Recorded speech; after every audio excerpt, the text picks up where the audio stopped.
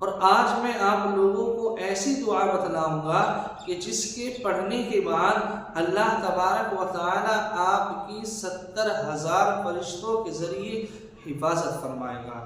آپ لوگ غور کریں، دیکھیں کہ کتنی قیمتی یہ دعا ہے کہ جس کے ذریعے اللہ تعالی ہماری 70,000 فرشتوں کے ذریعے حفاظت کر رہا ہے۔ اور یہ دعا حضور اقدس صلی اللہ علیہ وسلم کی بتلائی ہوئی دعا ہے، آپ کی سکھائی ہوئی دعا ہے۔ اب آپ کو کیا کرنا ہے کہ سب سے پہلے پڑھنا ہے اعوذ باللہ السمیع العلیم من الشیطان الرجیم، یہ آپ کو 1 مرتبہ پڑھنا ہے۔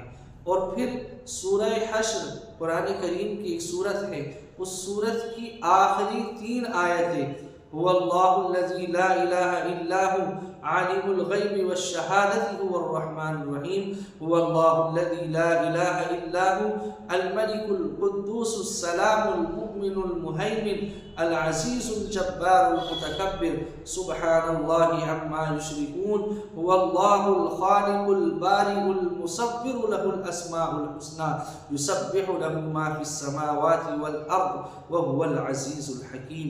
یہ 3 آیتیں ہیں سورہ حشر کی آخری 3 آیت۔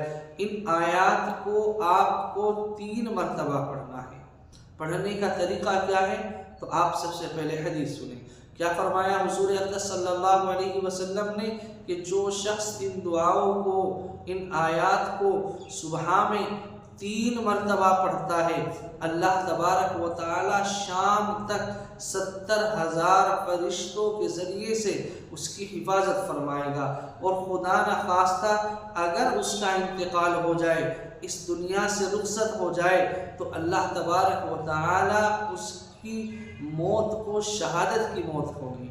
اللہ تعالیٰ کے نزدیک وہ موت شہادت کی موت ہوگی، اس کو شہید کہا جائے گا۔ آپ لوگ غور کریں کہ کتنی بہترین یہ دعا ہے۔ پھر آگے فرمایا کہ اگر کوئی انسان ان کو شام کے وقت پڑھے، مغرب کی نماز کے بعد پڑھے، تو صبح میں فجر کی نماز کے بعد تک اللہ تعالیٰ پھر 70,000 فرشتوں کے ذریعے اس کی حفاظت فرمائے گا۔ تو آپ تمام لوگ کوشش کریں، ان دعاؤں کو یاد کریں، ان آیات کو یاد کریں، اور روزانہ صبح میں 3 مرتبہ پڑھیں، پھر شام میں مغرب کی نماز کے بعد 3 مرتبہ پڑھیں۔